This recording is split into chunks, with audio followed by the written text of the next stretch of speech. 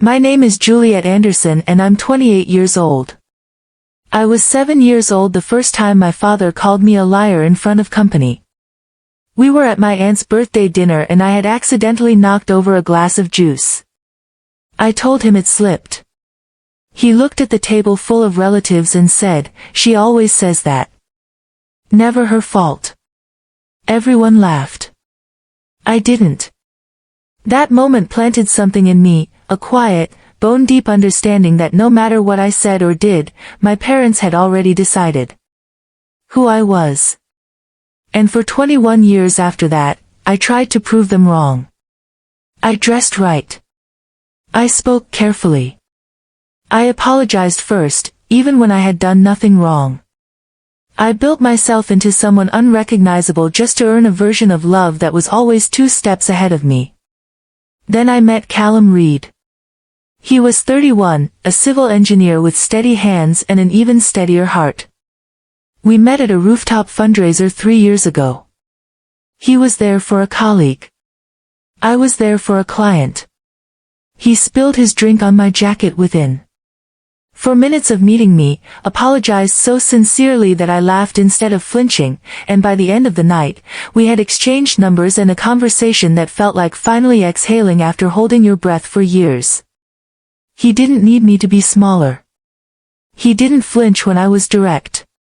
He asked me questions and actually waited for the answers. After 14 months of dating, he proposed in the kitchen of our apartment. No grand gesture, just him on one knee with a ring his grandmother had left him and his voice breaking slightly when he said my name. I said yes before he finished the sentence. We set the wedding for a Saturday in late September. The rehearsal dinner was planned for the Friday before, a private room at a restaurant called Brennan's. Candles everywhere. Our closest people gathered to celebrate something I had waited my whole life to feel, chosen. My parents had never liked Callum.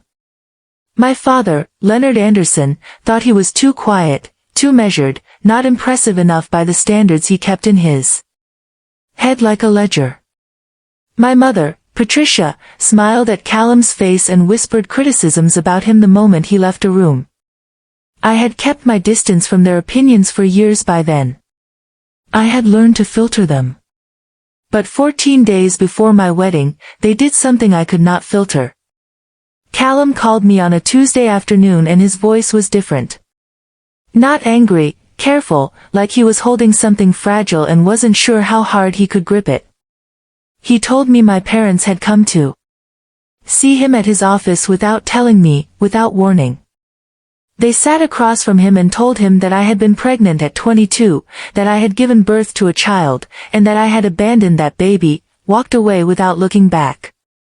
My father used the word bastard. My mother whispered, like it was a confidence between them, "Don't let her trap you, too." Callum didn't yell at me. He didn't accuse. He just asked quietly if there was anything I needed to tell him. And I sat in my car in a parking garage with my phone pressed to my ear and I felt the floor of my chest open up into nothing. Because there was a child. And the story was nothing like what my parents had told him. When I was 22, I was in a relationship with a man named Sebastian Cole. He was older, charming in the way that is really just control wearing a better coat. I got pregnant. I was terrified. Sebastian was not kind about it. He told me the child wasn't something he wanted, and when I said I wasn't sure what I wanted, he made that decision feel smaller and smaller until I felt like I had no ground to stand on. I carried that pregnancy for 4 months before a miscarriage ended it, sudden, devastating, and completely out of my hands. There was no birth. There was no baby I walked away from. There was grief that I buried so deep I had not spoken about it to almost anyone, including Callum, because I had never found the right moment and because that season of my life had belonged to a version of me I had spent years quietly mourning. My parents knew this. They had been there.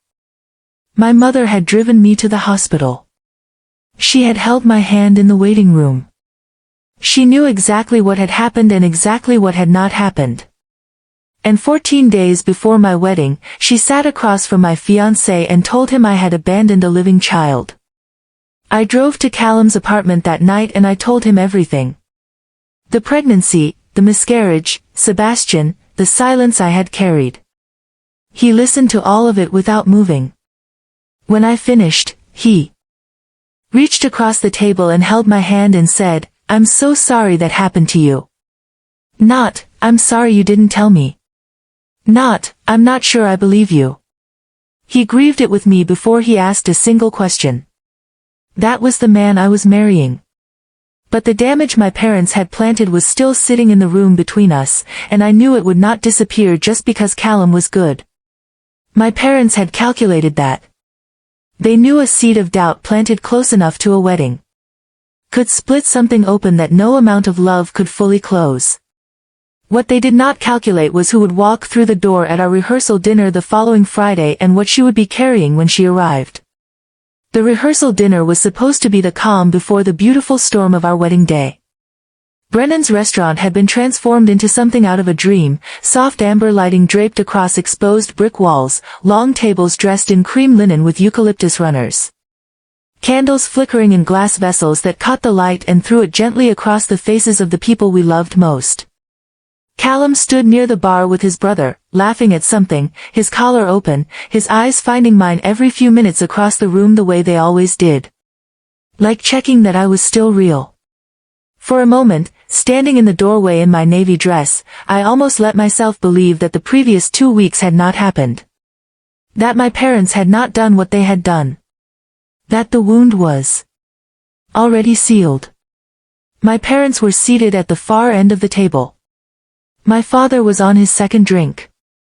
My mother was wearing a pale rose blouse and the particular expression she reserved for occasions where she expected to be photographed, composed, pleasant, performing warmth for an audience that did not know her the way I did. They had called twice since the confrontation with Callum. I had not answered. They had arrived tonight because I had not yet found the words to uninvite them and because some exhausted part of me had hoped they would simply sit quietly and let the evening pass without incident. That hope died at 8:17 in the evening when the door to Brennan's private dining room opened and a woman walked in that I had not seen in 6 years. Her name was Nora Voss. She was 34, lean and composed, with dark eyes and the kind of stillness that comes from having survived something significant. She had been my closest friend during the years I was with Sebastian Cole. She had held me together through the miscarriage with a steadiness I had never properly thanked her for. We had drifted apart gradually after I left that chapter of my life behind, not in anger, just in the quiet way that sometimes happens when two people associate each other with a pain neither of them wants to keep touching. I had not known she was coming. I had not invited her. I did not understand, in the first seconds of seeing her, why she was there at all. She walked directly to me, bypassed the greetings and the confusion, and said my name in a voice that was steady but not casual. She was holding a manila envelope. She said she needed 5 minutes and that it could not wait. I took her into the small corridor outside the dining room. The noise of the gathering muffled behind the closed door and she placed the envelope in my hands and told me to open it. Inside were documents, medical records from the hospital where I had been treated during the miscarriage, a dated discharge summary, a letter from the attending physician, formal and clinical, confirming the pregnancy loss at 17 weeks.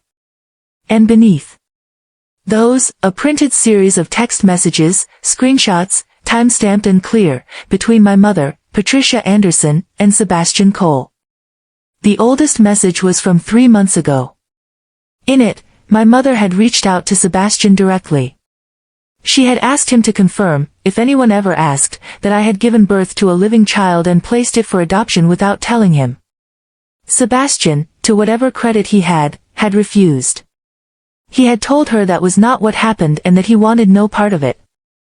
My mother had pushed twice. More. He had stopped responding.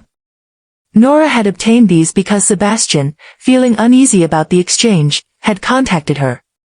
They had stayed loosely in touch over the years and she had driven 4 hours to make sure I had them before I stood at any altar.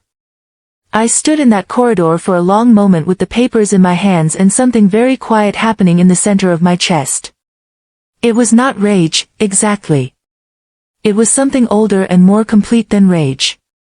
It was the specific grief of finally having proof of something you had always known but could never say out loud, that your parents were not just flawed or fearful, but deliberately, calculatedly cruel in a way that had nothing to do with protecting you and everything to do with controlling the shape of your life. I walked back into the dining room. Callum read my face before I said a word and came to stand beside me without being asked. I set the envelope on the table in front of my father and my mother, in front of our guests, in front of the candles and the eucalyptus and the beautiful room that was supposed to hold only celebration. I did not raise my voice. I had spent too many years being loud in empty rooms to waste the quiet I had finally built. I told them clearly and without performance what the documents contained. I told everyone present what my parents had attempted to do 14 days before my wedding. My father's tie tightened. My mother looked at the tablecloth. Neither of them spoke. I asked them to leave. They left. The room was silent for a moment that felt long. Then Callum's mother, a woman named Frances who had never once been anything but kind to me, stood up and began to applaud. Slowly at first, and then the whole table joined. And I stood there in the amber light of Brennan's with my fiancé's hand in mine and Nora across the table watching me with wet eyes. And I let the sound wash over every year I had ever spent being called a liar in rooms where no one defended me. We got married that Saturday. The ceremony was small, honest, and completely ours. My parents were not there. That was not a tragedy. That was a boundary I had finally stopped apologizing for. Callum cried during his vows. I let him finish before I cried through mine. Nora sat in the front row and handed me a tissue at exactly the right moment, the way she always had. I am Juliet Anderson, soon to be Juliet Reed, and I am 28 years old. I spent most of those years believing that the people who should have loved me unconditionally had somehow gotten a version of me that deserved less. I know now that was never true. Some people do not stop controlling you because they change. They stop because you finally walk out of reach and you build something so solid and so real that their words no longer have a wall to echo off of. If this story reached something in you, if you have ever sat in a room where someone rewrote your truth and no one stood up, I want you to know that the rehearsal dinner is not the end of your story. Sometimes it is exactly where your real life begins. If this story moved you, please subscribe to this channel. Every story we tell is for someone who needed to hear it today. Hit that subscribe button, turn on notifications, and come back for the next one because the best chapters are always still ahead.